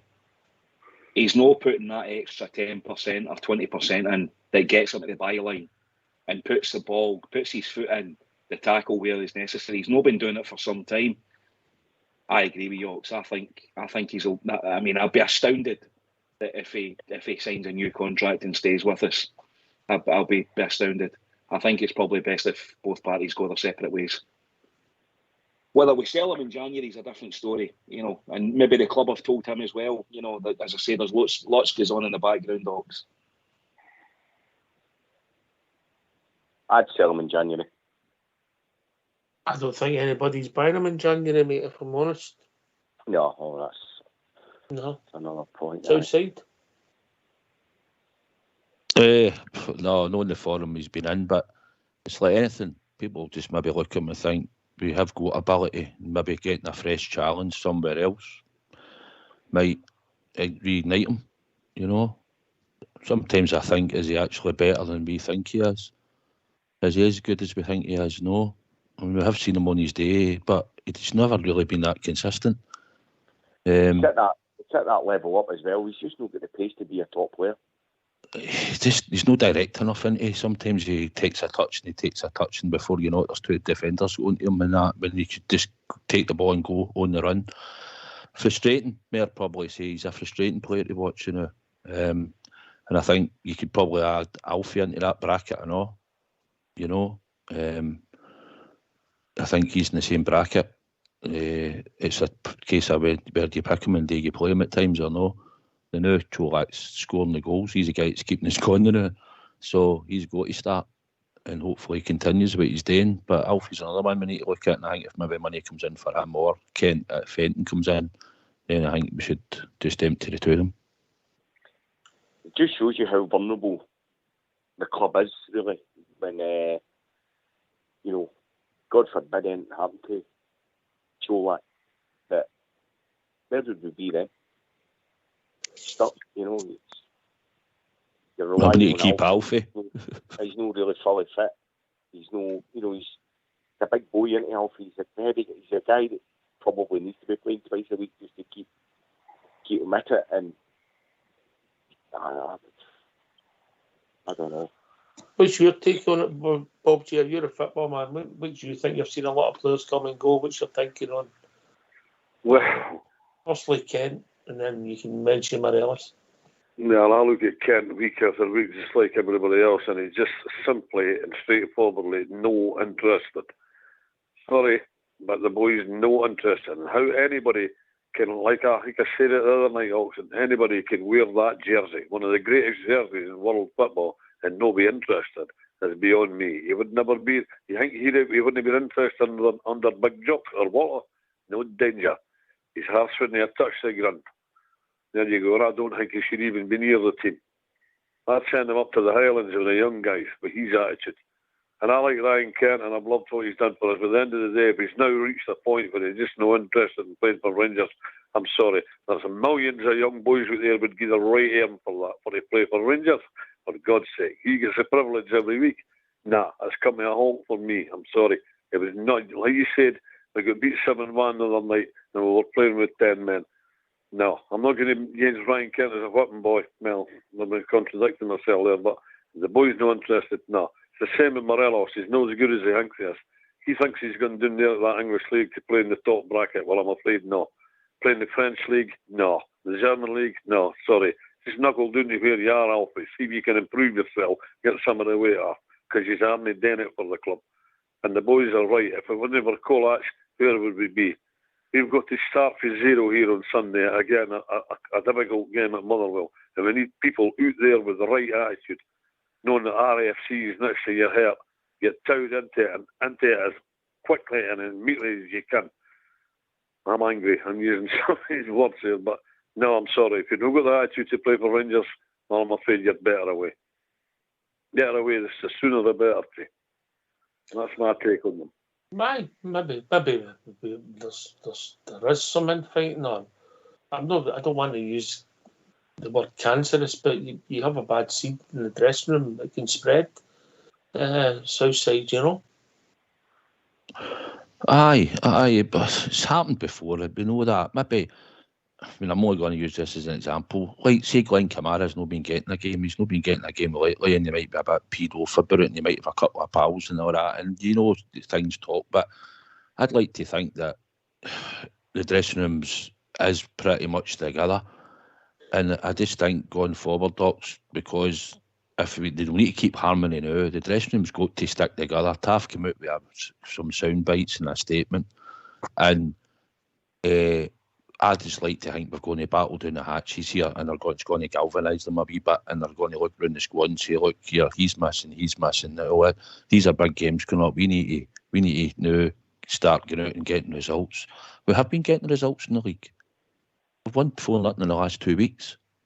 So we're going to Motherwell, and we'll have a wee bit, maybe just one player missing that normally plays like we spoke about, or one or two, but we should have enough players to go to Motherwell and win. They'll look at our team and think they can get at us because they'll think we're weak central defensively. And they've got Van der Veen, I think they've got that Molt guy or something. So they might want to play high balls and all that and test us, but that's what we expect. So for me, I'm hoping that it'll make them stronger together now, because it is a damning result, and it's one that can affect the club and it can linger. And it could cost us a result on Sunday, and then it could cost us maybe even no performing on a Wednesday. But I'm hoping come Sunday that the boys are, when the team goes out there and the troops go out there on that park, they're going to fight for the name of Glasgow Rangers and get us the 3 points on Sunday. Wait a minute. I'm just writing that down. That might work as a slogan, Jaffa. Stronger together. I'm just taking a note of that. Yeah. Carry on, Jaffa. Yeah, I'm. You know, I think we all know the psychic. We've all played football.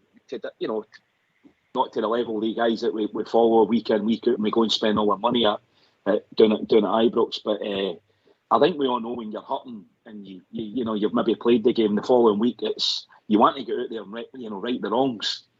I agree with what Southside's saying. You just hope it galvanises on the boys in the dressing room. You know, they're all pro footballers. You know, they've been playing football since they were kids. They know they've been beaten before. You've got to lick your wins, but you've got to help. You've got to hope that is the bit that gives them the impetus to get the attitude back. Guys like Arfield and McGregor in the dressing room, Stephen Davis, the guys that are there and they've got, their voices are commanding. Even Tavernier, you've got to hope that's the spark, Ox, and it gives them the boot up the backside so that they can go out and basically say, look, we're going to prove to the fans and to the club, that it was a one-off and it was a blip. Let's get things back into, back onto the straight and narrow and go and basically turn Motherwell over, put a performance in. first and foremost. And again, just to echo what Southside's just said there, to be fair, they have been good in the league. The league form's been decent. We can't deny that. I mean, we've had some really good performances. Big Cholak's been scoring some brilliant goals, taking the pressure off us. I mean, as soon as he gave a sniff, that ball's in the back of the net. The big man's been sensational. Let me just come across. If you're on the phone, if you're going to cough and sneeze, put your phone on mute, please. Cheers. Carry on, Jaffa. The big man's been sensational. Ox, Big Cholak, and long may the league form continue. And in particular, pick it up on Sunday. Yeah, we'll be joined by Tosh. Evening, Tosh. Evening, Ox. Evening, everybody. How you doing? You all right? Good, mate. All right, Tosh. Aye. Just wanted to press it. I've been listening away, and I agree with most of what you've been saying. But no, I put on the feed exactly what Bob just said. I think now is that we need to get group together, get behind the manager, behind the team, make the best of a bad situation. If we have been playing so appallingly, somehow we are only 2 points behind that mob. Maybe it's going to be a blessing in disguise. Go to Europe, no European football after Christmas. Concentrate in the league, and wow, you just think we could be the end of the season saying we've won a treble. That's what we need to go for. Just forget about Europe this year. It's been a bad. It's nice for the fans and whatnot, but I don't think the experience the other night.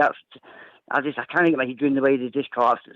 I don't know, but for me, knuckle down, get behind everybody, stick together, and let's just go for this treble and just take everything out the road. Just but teams have that, but they've done to us. Let's demoralise them. Let's get stuck in and just go for it, and let's go for the treble. Southside. 100%, Tosh. No, it's mass hysteria because of the European game. Like I said, we've lost one game to them, and it was disgraceful how we done it because we'd repeated it. But this is a new season, and without going down to 9 men, if we hadn't been doing anywhere near 9 men or 10 men, we would have beat Hibs. No, and there wouldn't be much in it. We're one game against them in New Year. If Everton stays the same up to then, and we could be top of the league. Hopefully then we'll dip into the transfer market. We'll hopefully have a couple other players back, Suter, maybe Lawrence will be back and all, and maybe one or two others. But so as long as we keep our league form and concentrate on that, and if we get the next 3 wins, 2 league games and a cup game, and we go to Napoli and we get beat, there'll be another outcry again, Tosh. But do you know what? We just buckle down and we carry on in the league. As long as we're winning in this league, that's enough. That should keep enough people quiet. I would like better performances, mate. But the new, we've had 1 defeat and 1 draw. And he's only had 3 league defeats since he's been here. So, and I just think we should just calm down a bit and focus on Sunday and get that 3 points won. And that's what matters now. That's the way that's the only thing I can see. The good thing to come out of it. We're only 2 points behind them. Let's just go for it. Group together. I don't know how. I'm trying to think around the defence. Do we go with King and Davis or King and Sands or Sands and Davis? We'll find it soon enough. But they need to stick together and let's just go for it. But another thing I need to say is, have you noticed a wee pattern? See, when we played Napoli, we were all right. We might have ended up getting beaten, I know. But we were getting a good record and counting ourselves up to Sands getting sent off. They folded, that was it, bang, the game was lost. Same thing happened the other night, a wee bit, when Golson got injured, and I know they brought Salah and whatnot, but when Golson got injured, it seemed to be the same thing. Boom, and it's deteriorated, and God, I'd never thought it would end up at 7. They were two big injuries for us, Ryan Jack and Conor Golson. I mean, I couldn't get my head. Just 4-1 up and they bring Salah on. I was like, that's the difference, that right there. Shouldn't be allowed. But they were big injuries for us because they're big players for us. And we've been critical of Conor Golson. I think the big man was off for him. But since we come back for that wee break, Hartsey was good, Anfield was good. He strolled the game last week and he had a great first half up until he got injured. Ryan Jack was competitive in the midfield and Wednesday as well. They 2 players going to have big misses for us, and that maybe shows you. I think it's Mo Starrett's been going on about the squad, and I think he's been proved right. If I'm being honest. Tosh? We definitely, the board, the penny's got to drop now. We need 2 or 3, and right in January, we need to get decent quality signings in, refresh the squad now, get to the summer, hopefully we end up champions, and they need to invest. They've got to see if we're relying on players for 5 and 6 seasons ago. Okay, they've done their bit and whatnot, but we need maybe 3 or 4 in there just to refresh it and keep people on their toes, because Kent that's an empty jersey. Any Rangers, even the way we early years and whatnot, Rangers teams, any players did not have a given right. They needed somebody pushing them. And look at Bournemouth since wee Yilmaz has come in. I'm dying for that wee boy to get his chance, obviously. But they need players to be pushing the ones in the squad. They can't think they've got a divine right to just go out on a Saturday. They need to get pushed. Then obviously this happens, something's set in, and there's a rot, and they need to get to the bottom of it. I know you said that it was cancerous. That's the word I would use. There's something bad rotting somewhere, and we need to get to the bottom of it sooner rather than later. Because we could still walk away with a good season. But imagine if we could still win the treble. We could turn around at the end of the season and say, right, think how we were talking in October and whatnot. It was disastrous, it was this, it was that. And then we could walk away with a treble. You just never know. Football's a funny game. Yeah, I've been thinking about the team on Sunday, Jeff, and I think I would, at the centre-back, I think I would go with Liam King and Charlie McCann. Only because in the team it would be King Charles.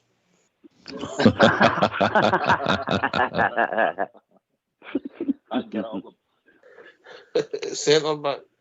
Yeah, Jaffa. Give us a bit of that. Take Tosh's points, mate.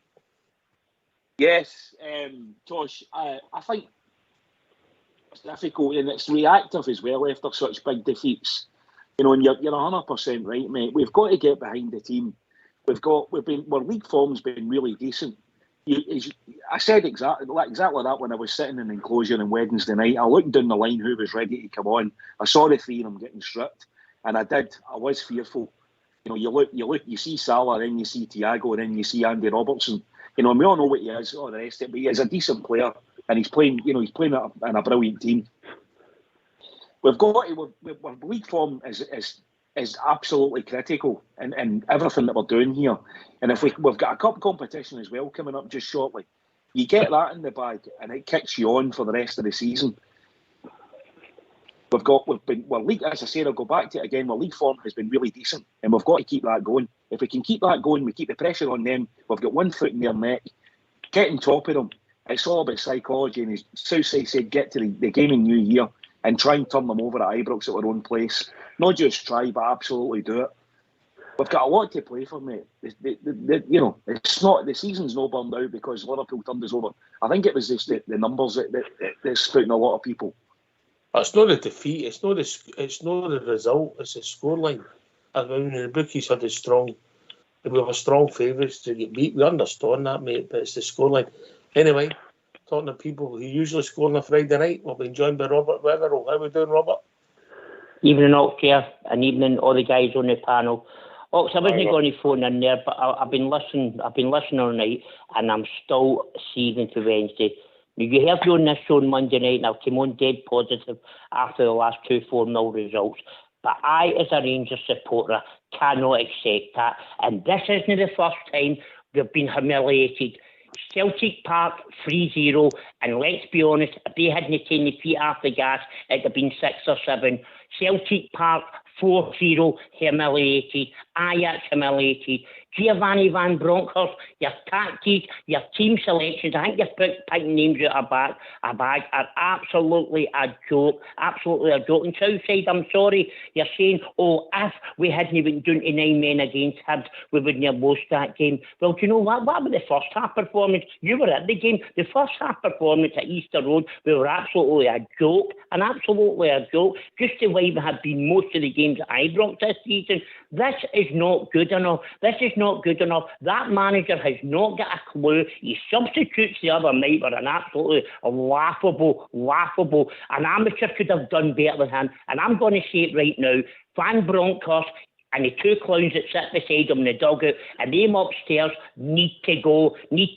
We need a change because, guys, see if we continue this way, There's only one way it's all going to unfurl, and we're going to win nothing this season. And good on every one of these fans that streamed out that stadium the other night. And don't tell me they're no supporters. But you know what? It's time they voted with their feet, because we need a change at our club. And I'm sorry, you might not agree with me, but I'm talking to the heart. I'm not coming on here and saying what you want me to say. I'm coming to the heart as a Rangers supporter. This is not good enough, and we need a change. The manager's a joke, and it needs to go, because any other manager, any other league who loses 7 goals at home would have got the sack by now, and he's still in a job. And I'll tell you now, see Sunday, I'm dreading Sunday, because I don't know what's going to happen. I hope we can pull out the bag, and I hope we can win. But you know what? They players are going to be deflated, especially that young boy Leon King being thrown into the deep end. Ox, I'm sorry, it's just the way I feel as a Rangers supporter. Listen, I don't think you're alone in some of these thoughts. Look, we've dictated the manager long and hard. I'll let Southside take that first point, and I'll go to Jaffa with the second point about leaving the stadium, because I don't want to take the other way about. Leaving the stadium, well, I stay in the trenches with my team. That's what I do, Robert. That's why I said I think it looks bad when they're streaming out the ground, right? But everybody's got their choice to do that. I'm not criticising somebody for doing it. I'm just saying I stay in the trenches with my team. Always have, and I always will. That's me personally. I agree the doings we've had after Celtic, right? I agree that they've not been good enough. But that was last season and all. We got one at the start of the season, right? Aye, it wasn't good enough. But apart from that, Robert, I was at Easter Road, and it wasn't a great performance, but we're winning the game. We were comfortable in the game. We could have actually scored 1 or 2 in the first half. We were comfortable in the game. As soon as Alfie comes on and he gets sent off, it totally changed it. We're back to the wall for that game. Aye, some of the performances haven't been great, but we're 2 points off the top of the league. We can win 3 trophies. And Europe, for me, you've seen that we're out of depth, Robert. We're out of depth in there. So, I expect us to go to Motherwell, and I expect the team to stand up, get their chest puffed out, and get stuck into Motherwell and get the 3 points. Because that's what they need to do. And why should they not be able to do it? How many times have they done it this season? How many times have they stood up with their chest puffed out? All you see is them coming out with excuses, and him sitting in that dugout. Southside, come on. He's not Robert, we've not even had a squad that we can pick for. We've had players in there that weren't even fit to play. No, that's not the manager's fault. That's the guy that's recruiting them. Right, but see when he did have players available, and let's get back to last year, and I know he's a young player. See when he did have young Alec Lowry to pick for, and he dropped him after he played 2 good games. See when James Sands came in, and we all knew he wasn't a centre half, but he played amazing against PSV Eindhoven, and he played okay in a few other games out of position, and all of a sudden we've not seen James Sands for 5 or 6 games. Explain that to me, Southside.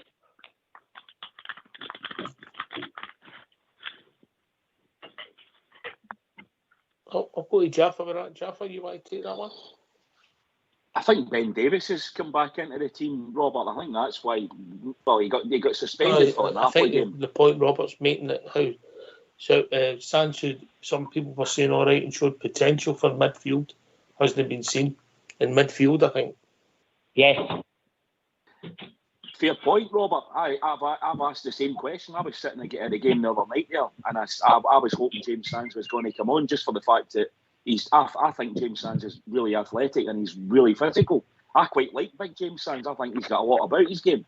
And incidentally, that only became apparent because he was in the team, because we actually saw him. I'm not disagreeing with you, Robert. Some of Gio's decisions have been baffling. Some of them have been forced because of injury, but some of them have been baffling. Personally, Robert, just my opinion, and I respect your opinion. I know you're a Rangers diehard just like the rest of us.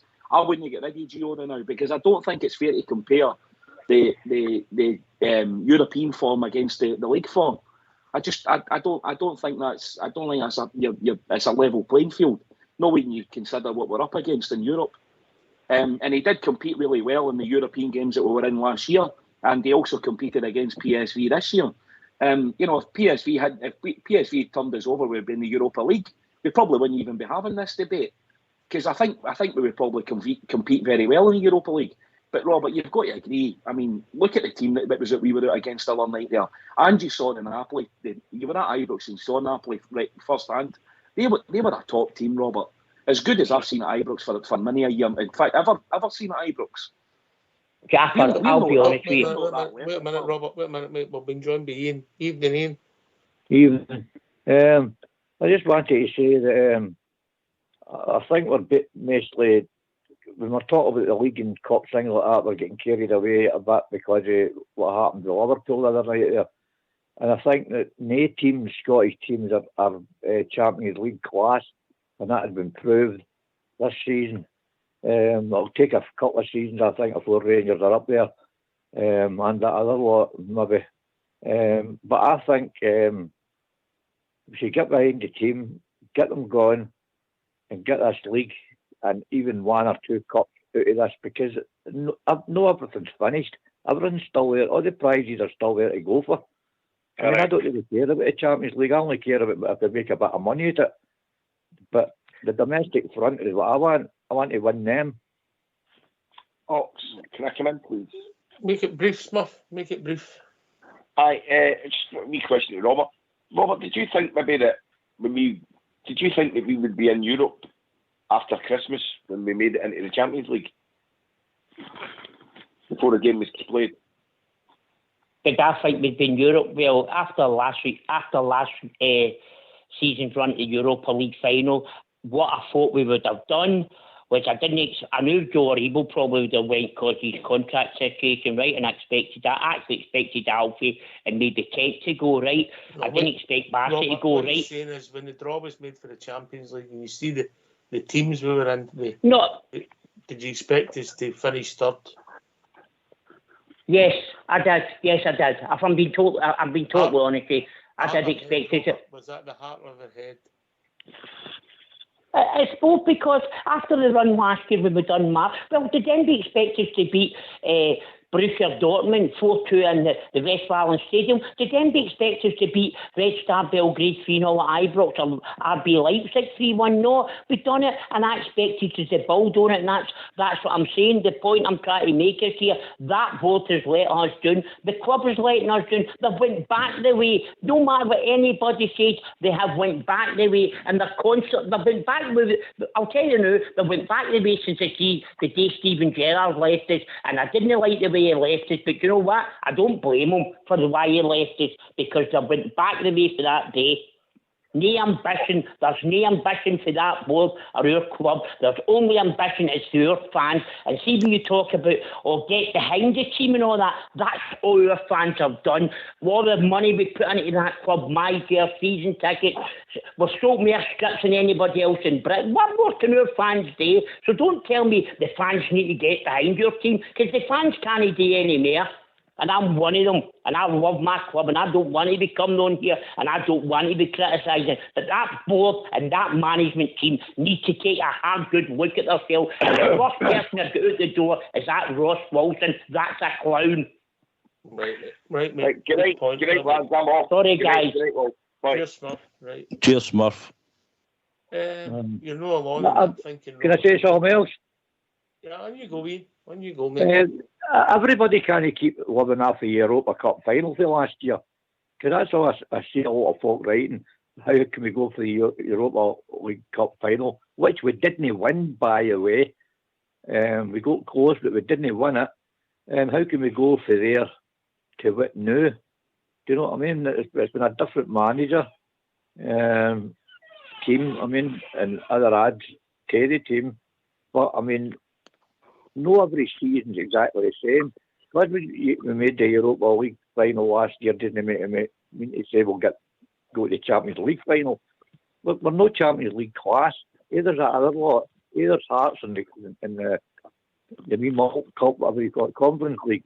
But as I say, we could just get behind the team the way it is now, because it's going to cost a fortune if you really wanted rid of Gio. And you was well giving him the chance in the summertime and see if we can get add-ins in January and see where we go, because there's a league and two cups to go for. Cheers, this season isn't finished, it's just starting. Well, gentlemen, we've reached that time of the evening.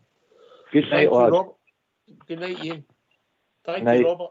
Always a pleasure to hear from you, mate. Thanks, Oxia, for taking my call. Good night, guys. Cheers, Robert. See you, Robert. I know it's therapy for us all. Tosh, always a pleasure, mate.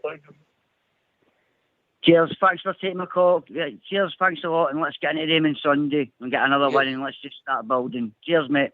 You hear Bob Jer, one of life's gentlemen, mate. Regime change costs a lot of money that we've no got. Won the Jersey Sunday. I'll see you later. Thank you again, Ock. Cheers, mate. Jaffa. Thanks, Ox, for having us on tonight. I really enjoyed it, talking about Rangers and, dissecting everything. Really appreciate it. Great points for everybody. Enjoyed being on the show with Southside and yourself, Ox. Thanks again. Yeah. Southside. Well, I'd just like to thank you, Ox, for having us on, and been a delight to bone with Jaffa this evening. Seems rather topical. Looking forward to Sunday, mate. We just need to get to Fir Park, and hopefully the Bears will do us proud, and the team will do us proud. Looking forward to it, and just everybody just needs to sort of take a wee chill pill here. We're 2 points off the top of the league. We've got 3 domestic trophies to win, and that's what we should concentrate ourselves on. And it all starts on Sunday. So come on, the Rangers, let's do this. Let's get steamed right into them. Yeah. Thanks, Blue Star, Smith, Bob, your Big Al, Tosh, Robert, and Ian. It's always a pleasure to hear. Thanks to Jaffa and Southside for joining us on the show, Fox for the technicals, and everybody for listening. Only one thing to say about the weekend. Come on, the Super Six, and come on, the Rangers. Take it away, Foxy boy. They come from all of Glasgow, they come from near and far. They come from every Highland glen, from here to Lochnacar. They sail from dear old Belfast to the bonny banks of Clyde. They gather round to Timeless Park and loudly sing with pride. Oh yes, R-E-N-G-E-N-R-N-S. In case you didn't catch it, friend, now set your mind at rest. Oh yes, R-E-N-G-E-N-R-N-S. The boys in blue of Ibrox, high the Scotland's very best. Oh yes, R-E-N-G-E-N-R-N-S. In case you didn't catch it, friend, now set your mind at rest. Oh yes, R-E-N-G-E-N-R-N-S. The boys in blue of Ibrox, high the Scotland's very best. There's Richie Shearer, Robin, John Craig McKinnon too. There's Baxter, Henderson, George McLean, they proudly wear the blue. There's Miller, Brandon, Wilson, what better could you want? Plus 70,000 Rangers fans that proudly sing this chant. Oh yes, R-E-N-G-E-N-R-N-S.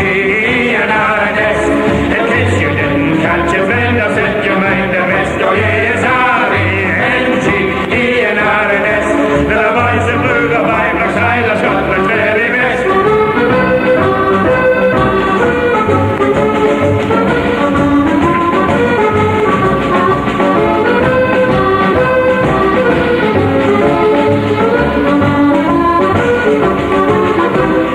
Richie Shearer, Robin, John Craig McKinnon too. There's Baxter, Henderson, George McLean, they proudly wear the blue. There's Miller, Brandon, Wilson, what better could you want? Plus 70,000 Rangers fans that proudly sing this chant. Oh yes, R-E-N-G-E-N-R-N-S. In case you didn't catch it, friend, I'll set your mind at rest. Oh yes, R-E-N-G-E-N-R-N-S. The boys in blue of Ibrox, high the Scotland.